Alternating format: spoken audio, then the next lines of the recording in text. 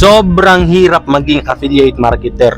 Akala nyo lang yon kung nakikita nyo sa ibang tao, nagkakaresulta sila, pinapakita nila na sobrang dali lang kumita dito. Pero, ang totoo, hindi.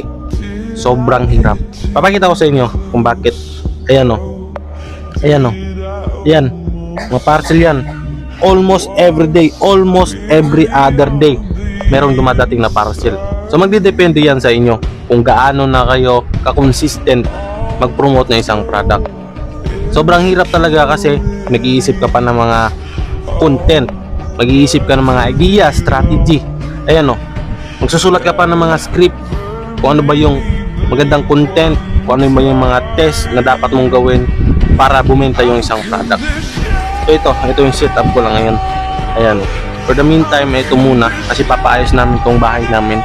Ayan o, hindi lahat yan, lahat ng yan free sample, lahat lang yan.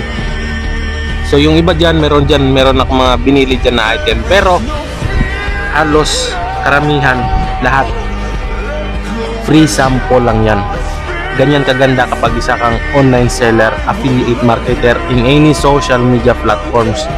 Kaya kung balak nyo magkaroon ng sideline, extra income, kahit nasa bahay lang kayo, kahit na pagdating nyo sa trabaho, ito yung gawin ninyo. Ayan o, every vacant time, kaysa mag-scroll kayo sa mga social media na wala namang kakwenta-kwenta, why not gawin nyo to at sa pagiging affiliate marketer, no? Pwede sa Orange App o di kaya sa dito sa platform na to na ina-upload ko to, diba? So you only need to do, kailangan nyo lang kabisaduhin yung isang skills, kung video editing man yan, affiliate marketer man yan, or freelancing.